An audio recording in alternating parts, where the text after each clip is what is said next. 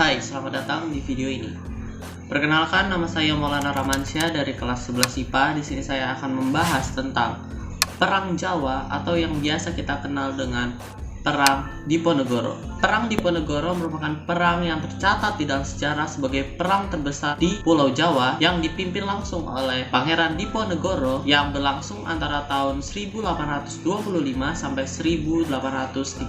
Perang ini tentunya perang yang besar dan juga mengakibatkan korban jiwa yang besar juga, baik dari kubu Belanda maupun kubu Indonesia. Perang ini itu dilandasi oleh dua aspek yang tidak bisa dilepaskan. Yang pertama itu ada pengalaman religius dari Diponegoro, dan yang kedua adalah kondisi sosial politik di Jawa. Nah, sebelum saya masuk lebih jauh ke dua aspek tersebut, di sini saya akan membahas latar belakang Pangeran Diponegoro terlebih dahulu. Jadi Pangeran Diponegoro itu lahir pada 11 November 1785 di Yogyakarta. Beliau ini lahir di keluarga keraton sebagai anak tertua dari Sri Sultan Hamengkubuwono III. Ia dari kecil hingga remaja itu diasuh dan besar bersama neneknya, yaitu Ratu Ageng di Tegarejo. Selama ia tinggal di sana, ia mulai rajin untuk bersemadi, mempelajari kitab-kitab agama Islam, karya-karya sastra, serta sejarah Jawa itu sendiri. Nah, ia juga masuk ke dalam dunia pesantren, dan di pesantren itu sebagai bentuk hasil belajarnya, ia menghindari kehidupan di istana. Karena menurutnya, kehidupan di istana itu diwarnai dengan persekongkolan, kemerosotan akhlak, pengaruh buruk dari barat, dan juga pelanggaran asusila. Pangeran Diponegoro ini juga memiliki hubungan terhadap berbagai lapisan masyarakat yang terbilang unik. Sebagai seorang pangeran, ia tentu menjalin hubungan dengan bangsawan-bangsawan Jawa. Tapi sebagai seorang penganut tasawuf, ia menjalin hubungan dengan komunitas agama.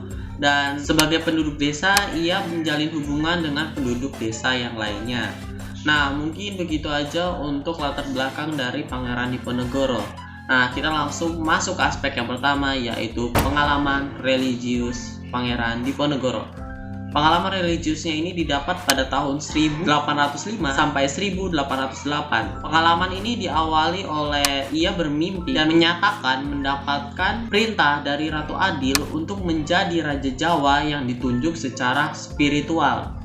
Nah, puncak dari pengalaman religiusnya ini yaitu saat ia mendapatkan pernyataan dari Ratu Adil untuk merebut kembali tanah Jawa.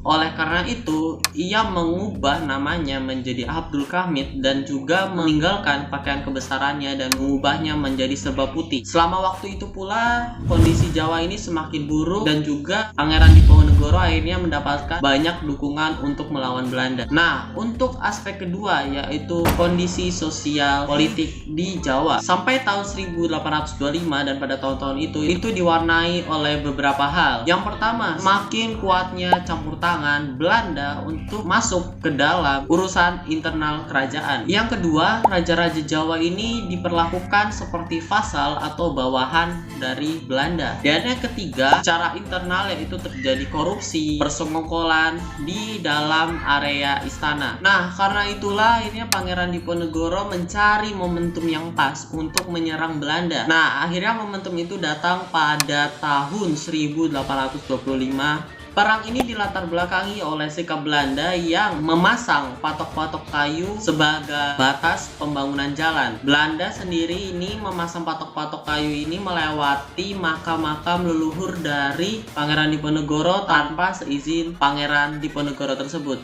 Jadi itulah memicu Pangeran Diponegoro ini membubarkan perlawanan melawan Belanda. Perlawanan ini didukung oleh berbagai lapis masyarakat termasuk bangsawan. Perlawanan Diponegoro ini akhirnya terus meluas seperti ke daerah Yogyakarta, Surakarta, Banyumas, Kedung, Pekalongan, Semarang, Rembang, dan bahkan sampai ke Jawa Timur. Akibat perlawanan yang besar ini tentu saja membuat Belanda ini semakin keteteran. Jadi akhirnya dia meminta pasukan dari daerah lainnya. Belanda kemudian mendatangkan pasukan dari Sulawesi, Sumatera, dan juga Kalimantan. Belanda juga menerapkan sistem benteng stensel di tempat-tempat yang sudah ia dudukinya. Nah, taktik ini itu lumayan berhasil karena membuat pasukan dari Diponegoro ini mengalami persempitan ruang gerak dalam melawan Belanda. Lalu Belanda juga memberikan sayembara sebesar 20 ringgit kepada siapapun yang berhasil membawa Pangeran Diponegoro baik dalam kondisi hidup atau mati di hadapan Belanda. Namun sayembara ini tentu saja tidak ditanggapi oleh rakyat.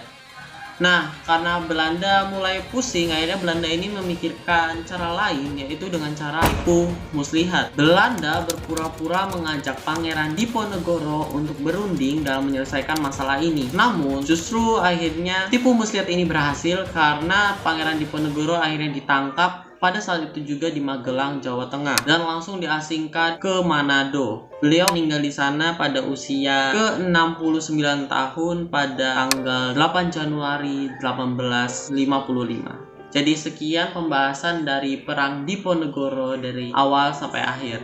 Sekian dan terima kasih.